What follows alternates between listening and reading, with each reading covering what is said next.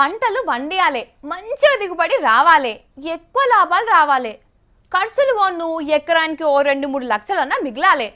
అట్లా చేయాలంటే ఏం పంట వండియాలి మీకు ఎరికేనా? మొన్న ఎగుసం మంత్రి చెప్పినట్టు స్ట్రాబెర్రీ పంట వండిస్తే మంచిగా ఉంటుంది. దొద్దు కేసీఆర్ సార్ లేక క్యాప్సికం పంట వండియాలి అనుకుంటుర్రా? ఇక్కడ కొందరు ఉన్నారు అవన్నిటికంటే లాభం వచ్చే పంట పండిస్తున్నారు. అది చూసి మీరు కూడా అట్లనే చేద్దాం అనుకునేరు. వెనకసిరేమన్నా అయితే నాకు తెలియదు, ముందుగానే చెప్తున్నా. ఊర్ల పొంటి వానలే లేవాయ, పంటలు వండుతనే లేవాయ. ఎట్లా బతుకుతాం ఏం కథ? రామా శంకర నీదే దయ, కరువుల చిక్కినం కాపాడు తండ్రి అని రైతులంతా గుడులు గోపురాల పొంటి తిరుగుతుంటే ఒక రైతు ఏం చేస్తున్నాడో ఎరికేనా? ఈ పంటలు ఎట్లయినా వండతలేవు కదా అని గంజాయి పంట వండిస్తున్నాడు. అదే సుట్టలలా పెట్టి తాగుతారు చూడు, నిసెక్కుతుంది.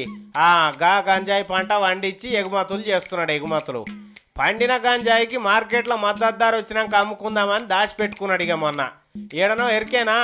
ఆదిలాబాద్ జిల్లా బజారత్నూరు గుట్టలల్లా కొంతమంది రైతులు వరి మొక్కజొన్న వండించుడు కాదు, మంచిగా గంజాయి వండించి బ్లాక్ మార్కెట్లో అమ్ముకుంటున్నారు. మొన్న కూడా ఇట్లనే పండించి అమ్మేతందుకు తయారు పెట్టిండ్రని ఎరక కాగానే పోలీసులు పోయి ఆ గుట్టల పొంటి ఎంకులాడినరు.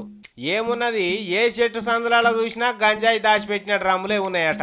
తడిసిపోకుంటుండేతందుకు ఇంకా కొంతమంది ప్లాస్టిక్ సంచులలో కూడా నింపినరట. ఇక చూడు డ్రమ్ములలో ఎట్లా నింపినరో ఆ సంచులు చూడిగా. ఇగో ఇదంతా గంజాయే. ఈ గంజాయి ఏం తక్కువ 10 లక్షల రూపాయల ధర ఉంటుందట మార్కెట్లో. ఇది ఎవరు వండించినా పోలీసు వాళ్ళు పట్టుకపోయి పొరక కొడతారు.